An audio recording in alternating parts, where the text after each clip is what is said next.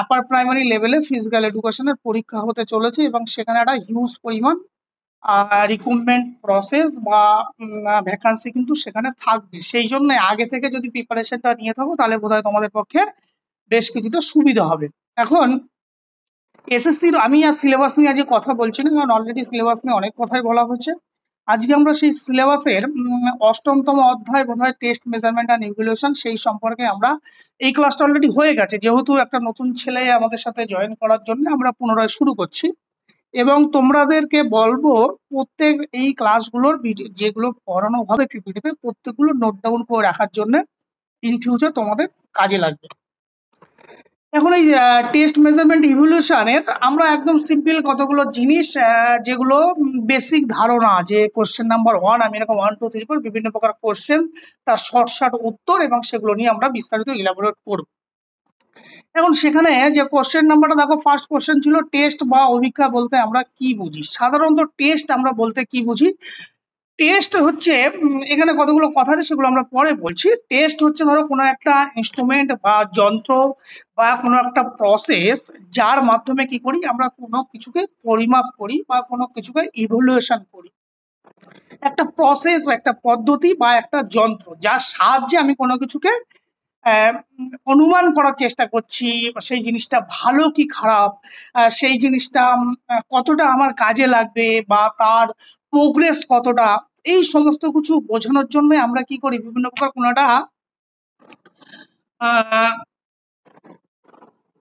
কোনো একটা পদ্ধতির সাহায্যে বা কোনো একটা ইনস্ট্রুমেন্টের সাহায্যে আমরা সেইটাকে মাপার চেষ্টা করি।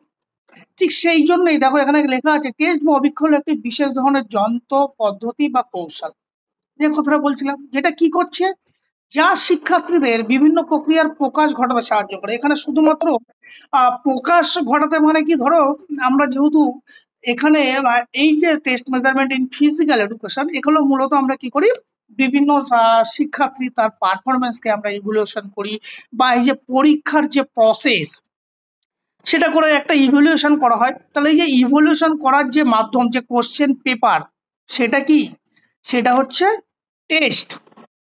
তাহলে কোশ্চেন পেপার কি এক ধরনের পদ্ধতি বা কৌশল বা কোনো একটা ইনস্ট্রুমেন্ট আমরা বলতে পারি কোশ্চেনিয়ার, যেটা কি করছে কোনো কিছুকে পরিমাপ করার জন্য আমাকে সাহায্য করছে। তাহলে পরিমাপ করার জন্য যে জিনিসটা আমাকে সাহায্য করছে সেটা হতে পারে কোনো বস্তু, হতে পারে কোনো পদ্ধতি, হতে পারে কোনো কৌশল, তাকেই আমরা সিম্পল কি বলবো, টেস্ট। এই টেস্টের ফলে কি হয়, আমাদের পরিমাণগত মূল্যায়ন করতে সাহায্য করে। কেন পরিমাণগত বলছি, কারণ এই যে ধরো পরীক্ষায় আমরা যখন কোনো কিছু একটা কোশ্চেনিয়ারের পরিপ্রেক্ষিতে যখন সেটাকে মূল্যায়ন করি, সেটাকে আমরা কতগুলো নাম্বার দিই, যে 100-র মধ্যে পরীক্ষা হয়েছে, সেই ছাত্রটা বা সেই ব্যক্তিটা 100-র মধ্যে 80 পেলো। তাহলে তার কি 80 পেলো, সে যে 80টা পেলো সেটা কি একটা নিউমেরিক্যাল ডিজিট নাম্বার, তাহলে তার পরিমাণগত মূল্যায়ন করলাম। তারপরে কি করলাম, সেই যে পরিমাণগত বা যে নিউমেরিক্যাল ডিজিট, তার এগেনস্টে আমরা কি করলাম, তার কোয়ালিটেটিভ ফিচার করছি। কি করে কোয়ালিটেটিভ ফিচার করছি, আমি বলছি যে গ্রেড দিচ্ছি A+, A, B ইত্যাদি, C, D ইত্যাদি নানান বিষয়। তাহলে সিম্পল যদি পরীক্ষায় বা টেস্ট নিয়ে কোনো প্রশ্ন আসে, যেন কনসেপ্টটা ক্লিয়ার হওয়া দরকার। টেস্ট কি, টেস্ট হচ্ছে এমন একটি উপকরণ বা পদ্ধতি যার মাধ্যমে শিক্ষার্থীদের জ্ঞান, দক্ষতা, মনোভাব ইত্যাদি যাচাই করা হয়ে থাকে। ক্লিয়ার? তাহলে টেস্টকে আমরা বিভিন্ন ভাগে বিভক্ত করতে পারি। কেমন ধরনের টেস্ট হতে পারে, এখানে দেখো অ্যাচিভমেন্ট টেস্ট। অ্যাচিভমেন্ট টেস্ট মানে আমরা কোনো কিছুকে অ্যাচিভ করতে চাইছি বা অ্যাচিভ করার জন্য আমার অ্যাচিভমেন্টের জন্য বিভিন্ন প্রকার পদ্ধতি বা প্রসেস আমরা সেগুলো দিয়ে আমরা মেজার করে থাকি, সেই ধরনের টেস্টকে আমরা অ্যাচিভমেন্ট টেস্ট বলবো। সাইকোলজিক্যাল টেস্ট, কিছু কিছু ধরো আমাদের সাইকোলজিক্যাল যে ফ্যাক্টর গুলো আছে, stress, anxiety, aggression, motivation, emotion, এই ফ্যাক্টর গুলোকে আমরা যখন মাপার চেষ্টা করব যে এই ব্যক্তির তার সাইকোলজিক্যাল ক্যাপাবিলিটি বা স্ট্রেস কেমন, অ্যাংজাইটি কেমন, অ্যাগ্রেশন কেমন, তখন আমরা বিভিন্ন রকম সাইকোলজিক্যাল ইনস্ট্রুমেন্ট ব্যবহার করি, তাকে আমরা সাইকোলজিক্যাল টেস্ট বলি। রিটেন টেস্ট আমরা কাকে বলবো, রিটেন টেস্ট হচ্ছে আমরা যখন এই যে বিভিন্ন পরীক্ষায় যে প্রশ্নপত্র দেওয়া হয় তার পরিপ্রেক্ষিতে যখন আমরা সেটাকে লিখি, তখন আমরা তাকে সাধারণত রিটেন টেস্ট বলি। ওরাল টেস্ট আমরা কখন বলবো, ওরাল টেস্ট হচ্ছে কোনো কিছু আমি সরাসরি কোনো ছাত্রকে ইন্টারভিউ নিলাম, ভাইবা নিলাম, মানে তাকে আমি মৌখিক কিছু প্রশ্ন করে আমি তার কিছু ইভ্যালুয়েশন যাচাই করার চেষ্টা করছি, তখন আমরা তাকে কি বলবো? আমরা ওরাল টেস্ট বলবো।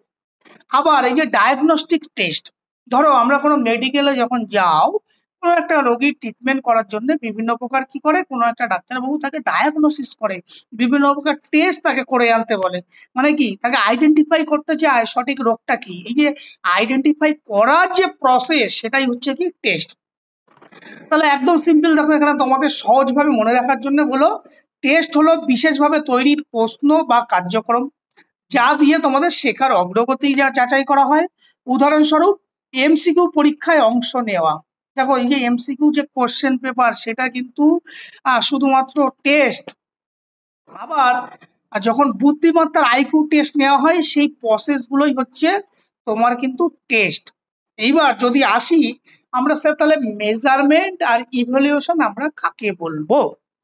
যদি বলা হয় তাহলে আমি বলবো, দেখো মেজারমেন্ট হচ্ছে এই যে টেস্ট, যে তুমি সেটা রিটেন টেস্ট হতে পারে, সেটা কোনো ইন্টারভিউ টেস্ট হতে পারে, ওরাল টেস্ট হতে পারে, কোনো অ্যাচিভমেন্ট টেস্ট হতে পারে, সেখানে তুমি অংশগ্রহণ করলে, অংশগ্রহণ করার পর তুমি সেই অংশগ্রহণ করার পর সেখান থেকে তুমি যে প্রাপ্ত স্কোর তুমি যেটা পাচ্ছ, অর্থাৎ নিউমেরিক্যাল ডিজিট, সেই নিউমেরিক্যাল ডিজিটকে আমরা কি বলবো? মেজারমেন্ট। ভালো করে বলবে কিন্তু, যে 100-র মধ্যে পরীক্ষা হয়েছে, 100-র মধ্যে পরীক্ষা হয়ে কেউ ধরো 50 পেয়েছে, এই 50 পাওয়াটা শুধুমাত্র কিন্তু মেজারমেন্ট। সেটা ভালো কি খারাপ সেটা কিন্তু মেজারমেন্ট নয়, শুধুমাত্র যে প্রাপ্ত স্কোর, যেটাকে আমরা নিউমেরিক্যাল ডিজিট দ্বারা প্রকাশ করতে পারবো, সেটাই হচ্ছে মেজারমেন্ট বা পরিমাপ। এখানে দেখো সেই কথাগুলোই লেখা আছে, মেজারমেন্ট বা পরিমাপ পদ্ধতির দ্বারা কোনো পরিমাপযোগ্য রাশিকে, কেন পরিমাপযোগ্য রাশি বলা হচ্ছে? কারণ আমি একটা টেস্ট নিয়েছি কোনো কিছুকে মেজার করার জন্য, সেই জন্য এটাকে পরিমাপযোগ্য রাশি বলা হয়েছে। এখন সেই মেজারমেন্ট টেস্ট মূল্যায়নের মাধ্যমে ফলাফলকে সংখ্যা বা স্কোরে প্রকাশ করা হয়। সংখ্যা বা স্কোর বলতে কি করছি? ওই যে নিউমেরিক্যাল ডিজিটটাকে পাচ্ছি, 100-র মধ্যে সে কত পেয়েছি, তাকেই আমরা সংখ্যা বলবো বা স্কোর বলবো। ঠিক এখানে দেখো একটা উদাহরণ দিয়ে আছে, 100 নম্বরের পরীক্ষায় 75 পায়, তাহলে মেজারমেন্ট হচ্ছে 75। বা কারো আইকিউ টেস্টের স্কোর 110, এগুলো কি সবাই একটা মেজারমেন্ট। এখান থেকে কিন্তু কোনো সিদ্ধান্তে আমি আসবো না, টেস্ট নিলাম, টেস্টের ফলাফল পেলাম, এইবার মূল্যায়ন যখন করব, অর্থাৎ সেই শিক্ষার্থীটা ভালো না খারাপ, সেই শিক্ষার্থীটা কতটা মার্কস পেলো, সে পরীক্ষায় কোন গ্রেড পেলো, এই সংক্রান্ত মন্তব্য যখন আমরা করব, তখন আমরা সরাসরি তাকে বলবো কি, সেটা হচ্ছে ইভ্যালুয়েশন বা মূল্যায়ন। এখানে দেখো এই কথাগুলো লেখা আছে, ইভ্যালুয়েশন বা মূল্যায়ন হলো পরিমাপের ভিত্তিতে, পরিমাপ মানে এই যে মেজারমেন্ট করে যে রাশিটা পেয়েছিলাম, সংখ্যাটা, তার উপর ভিত্তি করে ব্যক্তির গুণগত সংক্রান্ত সিদ্ধান্ত গ্রহণের পদ্ধতি। গুণগত, আগেরটা কি ছিল? পরিমাণগত। মেজারমেন্ট কি পরিমাণগত, সেখানে কোয়ান্টিটিভ নেচার। আর ইভ্যালুয়েশনের নেচার কি? Qualitative nature. সেই ছেলেটা এ গ্রেড পেয়েছে, এ প্লাস গ্রেড পেয়েছে, তাহলে এই যে ইভ্যালুয়েশন করছি, সেটাই হচ্ছে কি পরিমাপ, সরি ইভ্যালুয়েশন বা মূল্যায়ন। এখানে দেখো ইভ্যালুয়েশনের ভিত্তিতে তথ্য বিশ্লেষণ করে সিদ্ধান্ত গ্রহণ করা। ইভ্যালুয়েশনের মূল কথা হলো কোনো কিছুকে আমরা সিদ্ধান্ত গ্রহণ করে তার মানবিক ও গুণগত দিক বিচার করা। যেমন দেখো এই যে কোনো পরীক্ষায় 75 নাম্বার পাওয়া, এটা হচ্ছে তার মেজারমেন্ট। ভালো গ্রেড পাওয়া, এটা হচ্ছে এই যে ভালো গ্রেড 75, ভালো না খারাপ, সেটা হচ্ছে ইভ্যালুয়েশন। এখানে দেখো একটা উদাহরণ দেওয়া আছে, টেস্ট কি 100 মিটার দৌড়াচ্ছে, 100 মিটার স্প্রিন্ট, এটা হচ্ছে একটা টেস্ট। মেজারমেন্ট কি, সে কতটা সময় নিয়েছে, 10.04 সেকেন্ড। এই 10.04 সেকেন্ডকে আমরা যখন তার কোয়ালিটেটিভ বিচার করব, যে 10.04 কি 100 মিটার স্প্রিন্টের জন্য ভালো টাইমিং না খারাপ টাইমিং, হতে পারে মেবি গুড, হতে পারে মেবি ব্যাড। তাহলে এই যে গুণগত মান যেটা বিচার করছি, সেটাই হচ্ছে ইভ্যালুয়েশন। ক্লিয়ার? তাহলে আশা করি তোমাদের এই টেস্ট, মেজারমেন্ট, ইভ্যালুয়েশনের মধ্যে কোনো কিছু কনফিউশন যদি থাকে, তোমরা আমাকে বলো যে স্যার এইটাকে আরেকবার বলুন, তাহলে আমি বলবো। কারণ যত সিলেবাসের ভেতরে যাবো তত আস্তে আস্তে আস্তে আস্তে আমাদের অন্য জিনিসের মধ্যে আরো ঢুকতে হবে। বলো, কোনো কনফিউশন না থাকলে আমাকে বলে দাও, আমি তাহলে নেক্সট পরবর্তী স্লাইডে যাব।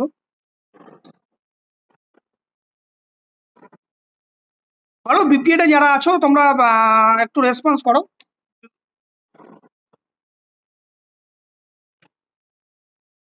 বলো কেউ একজন, প্রত্যেকেই বলো না যে স্যার বুঝতে পেরেছি, সেটাই সেটাই তো বলো, একটু রেসপন্স করো, না হলে আমি বুঝবো কি করে। বুঝতে পেরেছি। টেস্ট, মেজারমেন্ট আর ইভ্যালুয়েশন তিনটেই সুন্দর করে বুঝতে পেরেছি। আচ্ছা বেশ, ভেরি গুড। এইবার দেখো এখানে কোশ্চেন নাম্বার 3, টেস্ট যেটাকে বাংলায় অভিক্ষা বলা হয়, অভিক্ষা পরিমাপ ও মূল্যায়নের মধ্যে তুলনা। আমরা যদি একটু এদের মধ্যে একটু কম্পিটিশন করি তাহলে বোধহয় তোমাদের কনসেপ্টটাকে আরেকটু ক্লিয়ার হবে।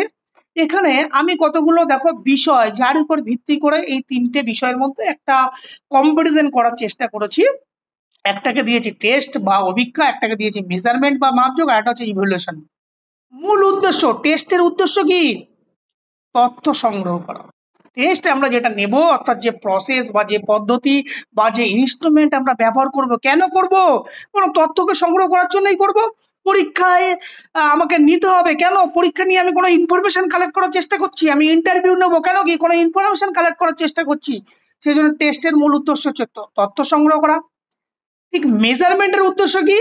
ফলাফল সংখ্যায় প্রকাশ করা, অর্থাৎ নাম্বার 1 2 3 যা পাবে, প্রাপ্ত স্কোর, কার পরিপ্রেক্ষিতে? এই টেস্টের পরিপ্রেক্ষিতে যে পদ্ধতি অবলম্বন করে আমি মেজারমেন্ট যখন করব সেটাকে কোনো সংখ্যা দ্বারা প্রকাশ করব।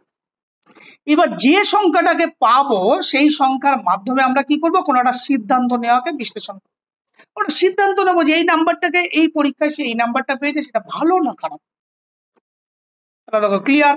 এবার ধরন যদি আসি, ধরনের উপর যে কেমন ধরনের হয়ে থাকে। টেস্ট সাধারণত পদ্ধতি বা উপকরণ বা একটা প্রসেস। আর মেজারমেন্ট কি? পরিমাপ, যেখানে সংখ্যা দ্বারা প্রকাশ করব। ইভ্যালুয়েশন কি? মান বা ব্যাখ্যা নির্ধারণ। মান বা ব্যাখ্যা মানে এ গ্রেড, বি গ্রেড, ভালো খারাপ ইত্যাদিকে বোঝানোর জন্য। এবার ফলাফলের উপর ভিত্তি করে যদি দেখা যায় তাহলে দেখা যাচ্ছে টেস্ট হচ্ছে কোনো উত্তরপত্র বা স্কোর।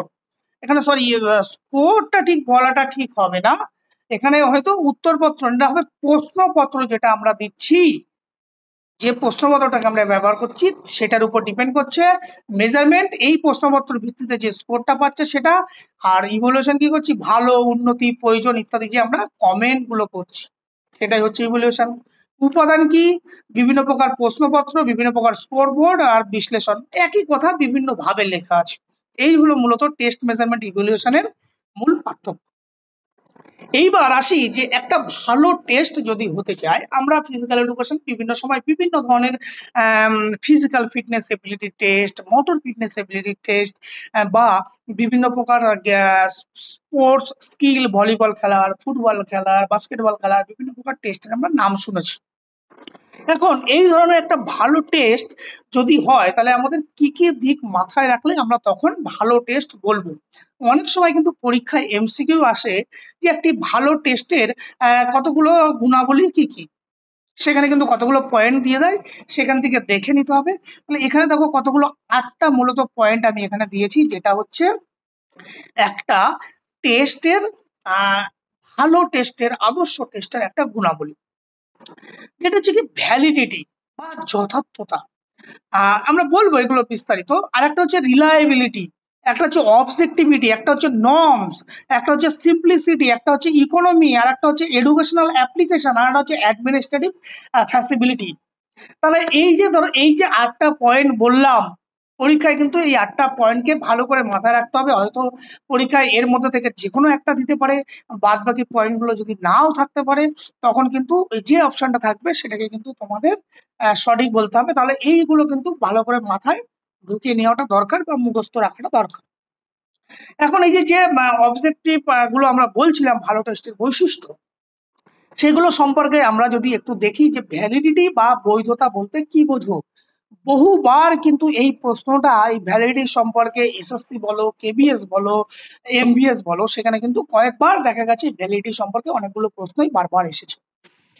এখন ভ্যালিডিটি আমরা কখন বলবো? ধরো আমি তোমাদেরকে একটু গল্পের মতো করে বলি, তারপরে আমি এই পড়ার মধ্যে আসবো। ভ্যালিডিটি হচ্ছে, ধরো পরীক্ষায় তোমাদের কালকে দেখা যাচ্ছে তোমাদের ফিজিক্যাল এডুকেশনে ফাউন্ডেশন বিষয়ে পরীক্ষা, তুমি সেই মতো করে প্রিপারেশন নিয়ে গেলে, নিয়ে গিয়ে পরীক্ষা হলে যখন তুমি কোশ্চেন পেলে, তখন দেখা গেল অ্যানাটমি ফিজিওলজি কোশ্চেন তুমি পেয়ে গেলে। তুমি পরীক্ষা দিতে গেছিলে ফাউন্ডেশনের, তুমি পেলে কি ধরনের কোশ্চেন?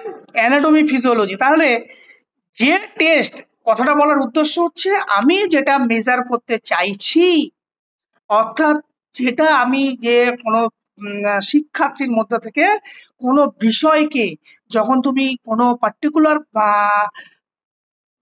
কি বলবো পার্টিকুলার কোনো বিষয়কে তুমি মেজারমেন্ট বা পরিমাপ করতে চাইছো, তুমি সেই পরিমাপ করার জন্য যে পদ্ধতি বা যে প্রসেস তুমি অবলম্বন করবে, সেই পরীক্ষণীয় বিষয়ে যেন সেই প্রসেস বা সেই পদ্ধতি সঠিকভাবে অবলম্বন হয়।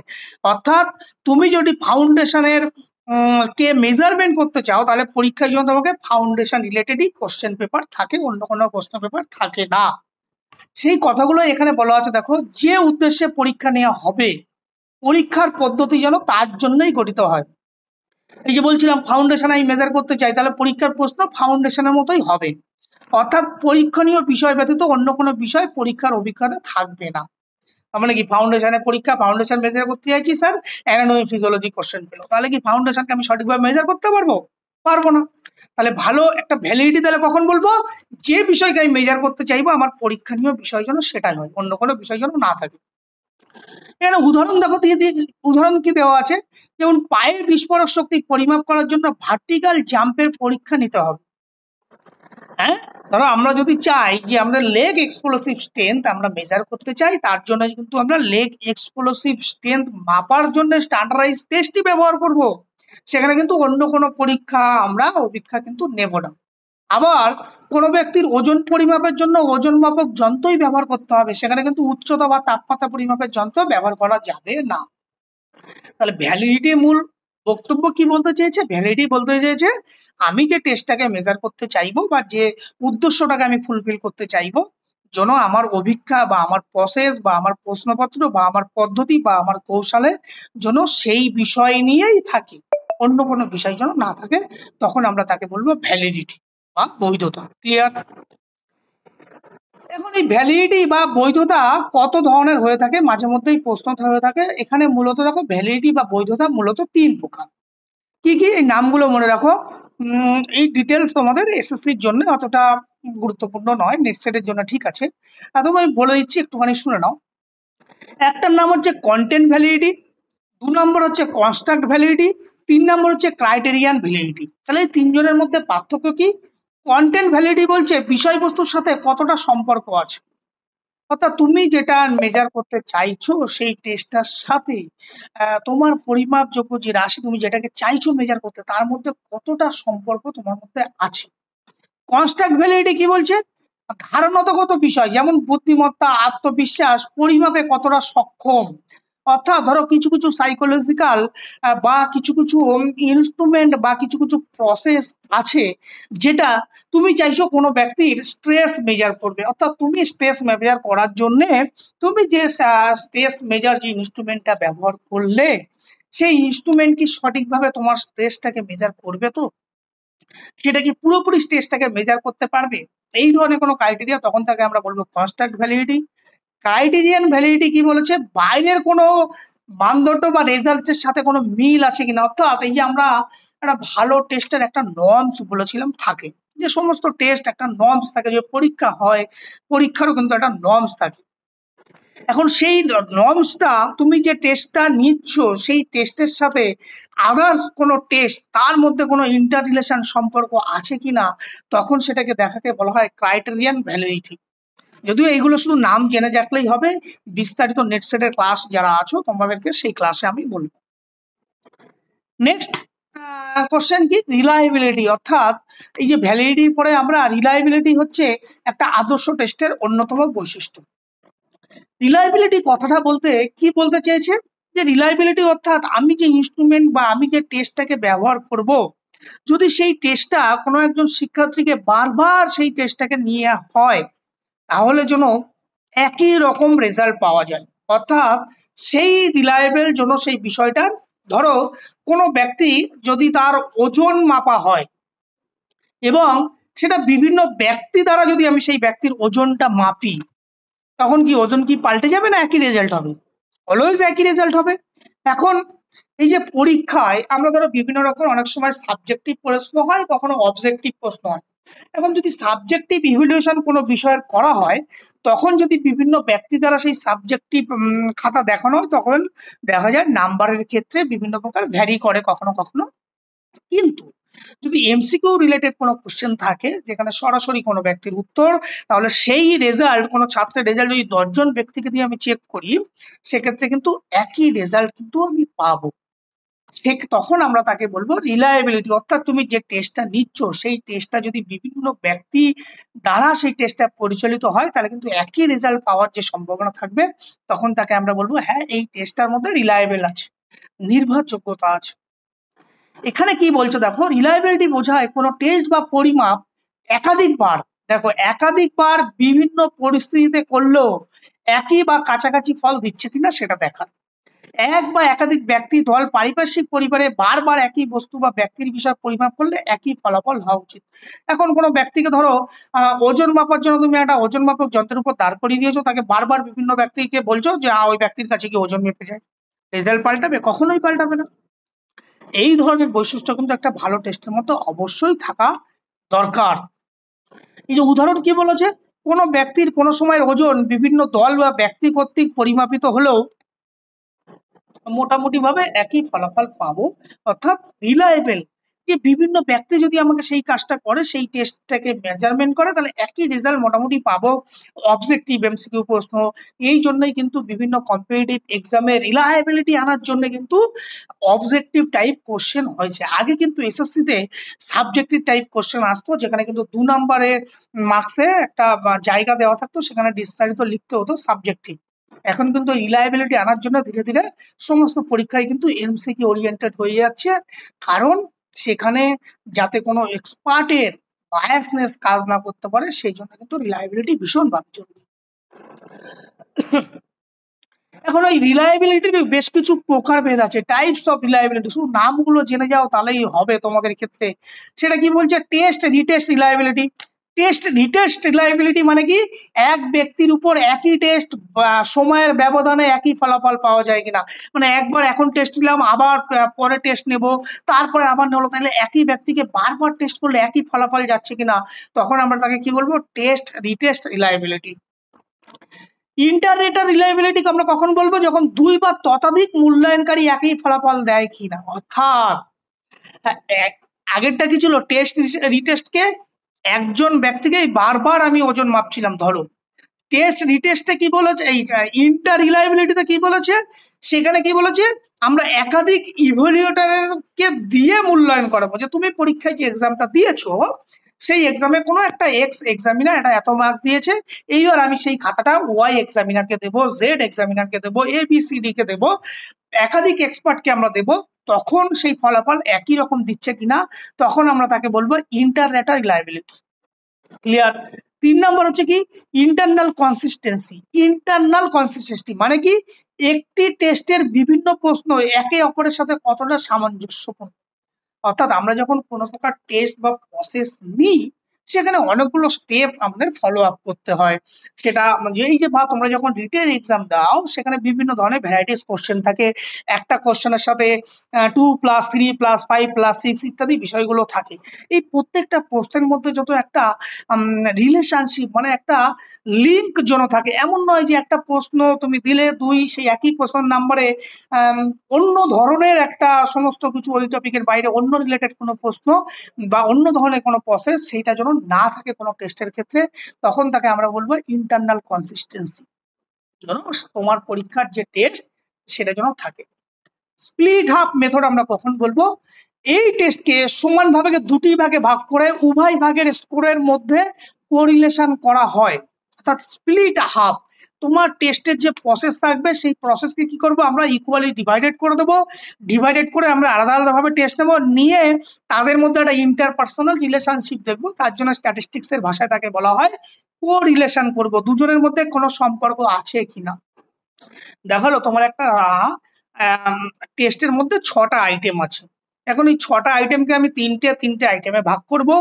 ভাগ করে আমি এই প্রত্যেকটা ভাগের মধ্যে কি করব, তাদের মধ্যে একটা আলাদা আলাদা রিলেশন করব, যে এই দুটো ভাগের মধ্যে কোনো প্রকার সম্পর্ক আছে কিনা, তখন আমরা তাকে বলবো স্প্লিট হাফ মেথড। আর একটা যে রিলায়েবিলিটি আছে যেটা হচ্ছে প্যারালাল ফর্ম মেথড। এটাকে বলছে এই পদ্ধতিতে একই বৈশিষ্ট্য পরিমাপের জন্য তৈরি করা দুইটি সমমানের টেস্ট। প্যারালাল ফর্ম মেথড, ধরো তুমি কোনো কিছুকে মেজার করতে চাইছো। ধরো তোমাদের আজকে সাপোজ ফাউন্ডেশনের এক্সাম পরীক্ষা হবে এবং ফাউন্ডেশনের জন্য 100 নম্বরের পরীক্ষা, সেখানে দুটো এক্সপার্টকে দিয়ে আলাদা আলাদা প্রশ্ন করা হয়েছে তোমার নলেজটাকে জানার জন্য, মানে একই জিনিস পরিমাপ করব। বা ধরো তোমার ফিটনেস মেজার করব, তোমার ফিটনেস মেজার করার জন্য কেউ কি করলো, কেউ একটা জেসিআর টেস্ট নিল, কেউ একটা আফার টেস্ট নিল। এই দুটো সমমানের টেস্ট নিয়ে তাদের ফলাফলের মধ্যে একটা সম্পর্ক দেখা যখন হবে, তখন আমরা তাকে কি বলবো, প্যারালাল ফর্ম মেথড। ক্লিয়ার? এই হলো রিলায়েবিলিটি একটা টাইপস। তাহলে রিলায়েবিলিটি কত প্রকার? রিলায়েবিলিটি 5 প্রকার। কি কি? Test retest method, interrater reliability, internal consistency, split half method, parallel form method. এগুলো কিন্তু সমস্ত কিছু মাথার মধ্যে রাখবে, সব খাতায় নোট ডাউন করে রাখো। নেক্সট, এরপরে যেটা অন্যতম আর একটা গুরুত্বপূর্ণ ক্রাইটেরিয়া ছিল সেটা হচ্ছে অবজেক্টিভিটি বা নিরপেক্ষতা বলতে আমরা কি বুঝি। অর্থাৎ নিরপেক্ষতা আমরা কখন বলবো, দেখো অবজেক্টিভিটি বোঝায় কোনো ব্যক্তিগত মতামত অর্থাৎ বায়াসনেস বা আমি কারো পক্ষপাতিত্ব করা ছাড়া যখন কোনো কিছুকে মূল্যায়ন করব। অর্থাৎ তুমি যে টেস্ট বা অপেক্ষা নেবে সেই পরীক্ষা যেন কোনো এক্সপার্ট বা সুপারভাইজারের দ্বারা যেন প্রভাবিত না হয়। অর্থাৎ বিভিন্ন পরীক্ষক যদি ফলাফল নেয় যেন একই ধরনের রেজাল্ট পাওয়া যায়, তখন আমরা তাকে বলবো যে হ্যাঁ এই টেস্টটার মধ্যে একটা নিরপেক্ষতা বজায় আছে, একটা অবজেক্টিভিটি আছে। এখানে একটা উদাহরণ যদি তোমাদের কাছে দেখা হয়, দেখো আগে একটা পড়ে নাও। দেখো একটা খাতা দুজন শিক্ষক যদি দেখেন এবং একই নাম্বার দেন, ভালো করে তো একই নাম্বার দেন, তাহলে সেটা অবজেক্টিভ, সেই টেস্টটা একটা ভালো টেস্ট, মানে সেই টেস্টটা একটা নিরপেক্ষ টেস্ট। কিন্তু যদি একজন বেশি নাম্বার দেন আর একজন কম নাম্বার দেন, তাহলে হচ্ছে সেই টেস্টটা কি হবে, ব্যক্তি নির্ভর। বা অনেক সময় এমন হতে পারে আমার অমুককে ভালো লাগে বলে আমি তাকে বেশি নাম্বার দিয়ে দিলাম, তাহলে সেটা কি হবে, সেটা কি নিরপেক্ষতা বজায় থাকবে? কখনোই থাকবে না, সেটা একটা বায়াসনেস হয়ে যাবে। তাহলে কিন্তু সেটা কখনোই ভালো টেস্টের লক্ষণ না। ভালো টেস্টের মূল নিরপেক্ষতা কখন হবে, যখন বিভিন্ন ব্যক্তি দেখলেও একই রকমের ফলাফল পাবো। এখানে দেখো উদাহরণস্বরূপ 10 নম্বরের মাল্টিপল চয়েসের প্রশ্নপত্রের উত্তর যদি 10 জন ব্যক্তিকে দেখানো হয়, ফলাফল কিন্তু একই পাবো। তাহলে মধ্য কথা কি বলেছে, ব্যক্তিগত মতামত ছাড়া নিরপেক্ষতা যখন বিচার করবে, তখনই তাকে আমরা বলবো এই টেস্টটা নিরপেক্ষ টেস্ট, এই টেস্টটা একটা অবজেক্টিভিটি টেস্ট। ক্লিয়ার? এরপরে আসছে কি, নর্মস বা আদর্শ মান কোনো কোনো বইতে লেখা থাকে। এই নর্মস কি হয়, একটা ভালো টেস্টের একটা নর্মস বা আদর্শ মান থাকে। সেটা কি, আমি যদি তোমাকে এখন বলা হয়, এই ধরো আমরা সবাই যারা এক্সাম পরীক্ষা দিয়েছি, প্রত্যেকটা রেজাল্টের পেছনে বিভিন্ন প্রকার গ্রেড দেওয়া হয়, এ প্লাস বি। এখন এগুলোর এক একটা করে মানে আছে। এ প্লাস মানে আউটস্ট্যান্ডিং, এ মানে এক্সেলেন্ট, বি মানে গুড, বি প্লাস মানে গুড, বি মানে হচ্ছে এভারেজ। এইগুলো কি কোনো একটা নিউমেরিক্যাল ডিজিটের মধ্যে রেখে তাকে আমি ফলাফল বিশ্লেষণ করছি। তার মানে একটা নর্মস তোমাকে দেওয়া আছে, তুমি যদি 80+ পাও তাহলে তুমি A+ মার্কস পাবে। তাহলে কি একটা নর্মস এর পরিপ্রেক্ষিতে আমি বিশ্লেষণ করছি ভালো না খারাপ। ঠিক একটা ভালো টেস্টের ক্ষেত্রেও এরকম একটা নর্মস বা আদর্শ মান থাকবে, যার উপর আমি সেই ব্যক্তিকে বিশ্লেষণ করব। এখানে দেখো কি লেখা আছে, নর্মস হলো একটি নির্দিষ্ট গোষ্ঠীর জন্য গড়ে তোলা গড় মান বা মানদণ্ড, যার সঙ্গে তুলনা করে কোনো ব্যক্তির স্কোর বা আচরণ বা পারফরমেন্সকে মূল্যায়ন করা হয়। এই তোমরা যারা পরীক্ষা পাও, বিভিন্ন প্রকার যে নাম্বার পাও 50, 60, 70, 80, তার ভিত্তিতে তোমরা কিন্তু একটা গ্রেড পাও। তাহলে এই যে কার বেসিসে গ্রেডটা দিয়ে হলো, ইভ্যালুয়েশন, মেজারমেন্ট, যে নাম্বারটা পাচ্ছ পরীক্ষা দিয়ে তার বেসিসে তোমাকে ইভ্যালুয়েশন করা হচ্ছে। তাহলে এই নর্মস যদি না থাকে তাহলে কি আমি তোমাকে ভালো মন্দ খারাপ ইত্যাদি বলতে পারতাম? কখনোই বলতে পারতাম না। তাহলে নর্মস কিন্তু একটা ভালো টেস্টের অন্যতম বৈশিষ্ট্য। উদাহরণ কি, কোনো ব্যক্তির ওজন যদি 40 কিলো হয় তখন কখন তাকে বলা হয় ভালো আবার কখনো অন্য ক্ষেত্রে সেই ব্যক্তিকে বলা হয় খারাপ। কার সাহায্যে এই ভালো খারাপ বিচার করব, আদর্শ মানের পরিপ্রেক্ষিতে ভালো খারাপ বিচার করব, সেটাই হচ্ছে নর্মস। এখানে সহজ কথা দেখো, নর্মস হচ্ছে অন্যদের গড় স্কোর কি ছিল সেটা জানা, যাতে করে তার স্কোর ভালো না খারাপ তা বোঝা। ক্লিয়ার? এখানে দেখো একজন যদি একটা টেস্ট নর্মস ছিল 100, তাহলে বোঝো তুমি গড়ের চেয়ে বেশি বুদ্ধিমান। আচ্ছা, তার আগে এটা পড়তে, ধরা যাক তুমি একটা বুদ্ধিমত্তার টেস্ট দিলে আর তুমি 120 স্কোর করেছো, 120 স্কোর করেছো, তাহলে তুমি বুঝতে চাও এটা ভালো না খারাপ। এই যে ভালো না খারাপ তুমি যখন বিচার করবে, যদি তোমার কাছে আদর্শ মানদণ্ডই না থাকে, তাহলে তুমি কিভাবে বিচার করবে? যার পরিপ্রেক্ষিতে আমরা কোনো ভালো টেস্টের জন্য একটা নির্দিষ্ট স্পেসিফিক মান থাকবে, যার পরিপ্রেক্ষিতে যাতে শিক্ষার্থীদের মূল্যায়ন করা যায়। এখন এই যে ভ্যালিডিটি, রিলায়েবিলিটি, অবজেক্টিভিটি, এদের মধ্যে যদি আমরা এইগুলো তো মানে আলাদা আলাদা করে বুঝলাম, সেগুলো যদি একটা ওভারঅল এক জায়গায় পড়ে যদি আমি তাদের মধ্যে একটা তুলনা করতে চাই, তাহলে আমি দেখো এখানে কতগুলো ক্যারেক্টারিস্টিক্স বৈশিষ্ট্য রেখেছি, যার পরিপ্রেক্ষিতে ভ্যালিডিটি, রিলায়েবিলিটি, অবজেক্টিভিটি নিয়ে কথা বলছি। প্রশ্ন কি আছে? প্রশ্ন হচ্ছে ভ্যালিডিটি কি বলছে? ভ্যালিডিটি হচ্ছে টেস্টটি আসলেই যা পরিমাপ করার কথা সেটা পরিমাপ করছে কিনা, অর্থাৎ যেটা আমি মেজারমেন্ট করতে চাইছি আমি কি সেটা মেজারমেন্ট করার প্রসেসটাকেই ফলো আপ করছি। বা আরো সহজ ভাবে যদি বলি, আমাকে এই গন্তব্যস্থলে যেতে হবে, আমি কি এখানে গন্তব্যে যাওয়ার জন্য সঠিক রাস্তাটাই ফলো আপ করছি তো, সেটা হচ্ছে তোমার ভ্যালিডিটি। রিলায়েবিলিটি কখন বলবো? যখন টেস্টটি বারবার করলে কি একই ফলাফল আসছে কিনা, অর্থাৎ টেস্টটি করার ফলে বারবার করছি একই ফলাফল পাচ্ছি কিনা, তখন আমরা তাকে রিলায়েবিলিটি বলবো। অবজেক্টিভিটি কি? মূল্যায়নের ব্যক্তিগত মতামতের প্রভাব কোনো পড়ছে কিনা, অর্থাৎ ভ্যারাইটিস অফ ব্যক্তিকে তখন আমরা সেটাকে পরিমাপ করলেও যেন একই ফলাফল পাই, তখন তাকে আমরা বলবো অবজেক্টিভিটি। উদ্দেশ্য কি? যথার্থ পরিমাপ নিশ্চিত করা। রিলায়েবিলিটি কি? ধারাবাহিক ফলাফল পাওয়া। আর অবজেক্টিভিটি কি? পক্ষপাতহীন বিশ্লেষণ করা। এখানে উদাহরণ দেখো দেওয়া আছে, ইংরেজি পরীক্ষায় কেবল ইংরেজির প্রশ্ন থাকবে। তার রিলায়েবিলিটি কি? এক টেস্ট বারবার নিলে যাতে একই ফলাফল আসে, মানে এই ইংরেজি পরীক্ষার প্রশ্নটা বারবার আমি যদি তোমার কাছ থেকে নিই তার উত্তর কিন্তু একই হবে, তখন আমরা তাকে বলবো রিলায়েবিলিটি। অবজেক্টিভিটি কখন বলবো? এই ইংলিশের প্রশ্নটা যখন 10 জন এক্সপার্টকে দিয়ে আমি দেখাবো তোমার উত্তর, 10 জন এক্সপার্ট কিন্তু একই ধরনের নাম্বার দেবে, তখন আমরা তাকে বলবো হ্যাঁ এই টেস্টটা নিরপেক্ষ টেস্ট। পরিমাপের ধরন কি? এই ভ্যালিডিটি টেস্টের পরিমাপের ধরন কি? সেখানে কোয়ালিটেটিভ এবং কোয়ান্টিটেটিভ দুটোই হতে পারে, কিন্তু রিলায়েবিলিটি কিন্তু অলওয়েজ মাথায় রাখতে হবে সেটাকে পরিমাণগত কোয়ান্টিটেটিভ মেজার করবে। আর অবজেক্টিভিটি কি করবে? নীতিগত বা বিচারমূলক, অর্থাৎ তোমাকে কোনো কোয়ালিটেটিভ নেচারকে তোমাকে বিশ্লেষণ করবে। পরস্পরের মধ্যে কি সম্পর্ক? Valid test usually need to be reliable. একটা ভ্যালিড টেস্ট যখন হবে সেটা মাস্ট বি রিলায়েবল হবে। যদি কোনো টেস্ট ভ্যালিড হয় সেটাকে কিন্তু রিলায়েবল হতে হবে। Reliability test not always valid. ভালো করে মাথায় রাখবে, কোনো ভ্যালিড টেস্ট অলওয়েজ সেটা রিলায়েবল, বাট কোনো রিলায়েবল টেস্ট কিন্তু অলওয়েজ যে ভ্যালিড হবে এমন কিন্তু নাও হতে পারে। Objectivity helps to increase reliability. কোনো টেস্টের যদি অবজেক্টিভিটি ভালো হয় তাহলে মাথায় রাখতে হবে এটা কি করবে? রিলায়েবিলিটি ক্ষেত্রে তার প্রবণতা অনেকটা বেশি থাকবে।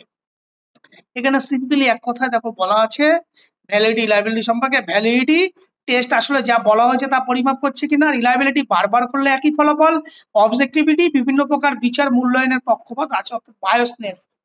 ভ্যালিডিটি বলছে যেটা পরীক্ষা নেবে সেটাই আছে কিনা, রিলায়েবিলিটি বলছে আমি একই পরীক্ষা বারবার দিয়ে একই রেজাল্ট পাচ্ছি কিনা, অবজেক্টিভিটি বলছে আমার কোশ্চেন আমার উত্তর অ্যান্সার স্ক্রিপ্ট 10 জন ইভ্যালুয়েটরকে দিলে একই রেজাল্ট পাচ্ছে কিনা, তখন আমরা তাকে বলবো অবজেক্টিভিটি।